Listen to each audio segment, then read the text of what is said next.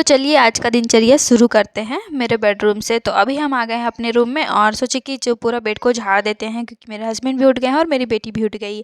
वैसे मेरा मॉर्निंग तो सुबह 6 बजे हो गया था और उठते उठते 6:30 हो ही जाता है, क्योंकि हम जब उठते हैं ना तो मेरी बेटी भी साथ में, उसका भी नींद खुल जाता है, तो फिर दोबारा उसको सुलाते हैं तो टाइम हो ही जाता है। तो अभी अपने बेड को साफ़ कर लिए हैं और सुबह उठ के ना हम चले गए थे छत के ऊपर। हम और मेरे हस्बैंड दोनों ऊपर में कुछ कचरा था तो उसको फेंकना था। तो मैं, मम्मी है नहीं घर में, वैसे मम्मी रहती तो सुबह उठ के सीधा ऊपर ही जाती थी फेंकने के लिए, लेकिन मम्मी है नहीं तो अभी हम और मेरे हस्बैंड गए, सारा कचरा को फेंक दिए दोनों मिल के। और फिर उस आके बेडरूम को साफ़ किए और बेडशीट वगैरह भी चेंज कर ही दिए, क्योंकि गंदा हो ही जाता है बच्चा वाला रूम में। तो बेडशीट को निकालने के बाद और छोटा जो कंबल बिछाया था उसको भी निकाल लिए और वॉशिंग मशीन में डाल दिए। और भी कुछ कपड़ा था तो वो सबको भी धो लिए और सुखा भी दिए, क्योंकि ज़्यादा कपड़ा हो जाता है ना तो फिर फैलाने का जगह नहीं होता है, इसलिए हल्का हल्का सुखा देते हैं ताकि वो जल्दी सूख जाए। उसके बाद फिर झाड़ू कर लिए। बाहर झाड़ू हो गया था, मेरा रूम ना छूट गया था थोड़ा लेट उठने की वजह से।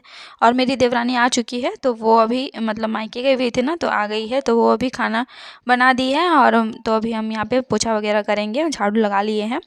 और फिर पोछा लगाने के बाद ना फिर हम नहा लिए जल्दी से, क्योंकि सानवी अभी ना सो रही है, तो सोती है ना तो हम जल्दी जल्दी अपना काम निपटा लेते हैं, क्योंकि उठने के बाद ना वो बिल्कुल भी हमको कुछ नहीं करने देती, यहाँ तक कि खाना भी नहीं खाने देती है।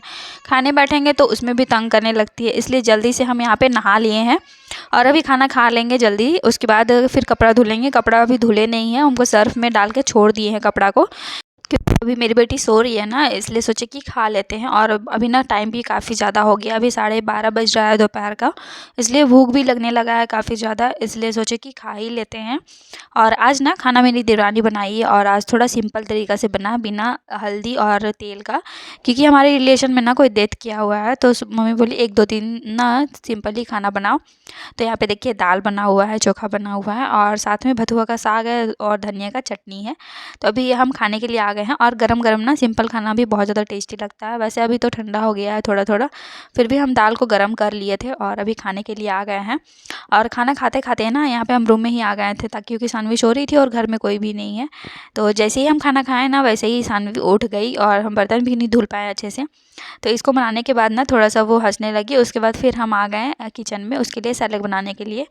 थोड़ा बहुत खाती है ना तो फिर वो अच्छे से खेलती है, नहीं तो हमको बहुत ज़्यादा तंग करती है, इसलिए जब वो मौका मिलता है ना हम इसको खिलाने का कोशिश करते हैं। वैसे तो ज़्यादा खाती नहीं है, एक आध बार ही खाती है और चावल तो बिल्कुल भी नहीं खाती है। तो यहाँ पे हम उसके लिए सेरेलैक बना दिए दूध में घोल करके और यहाँ पे अभी उसको खिला रहे हैं। और ये जो डॉल है ना इसकी नानी दी हुई है और ये बोल रही थी ना कि मेरी डॉल को भी खिलाओ, उसके बाद ही हम खाएँगे।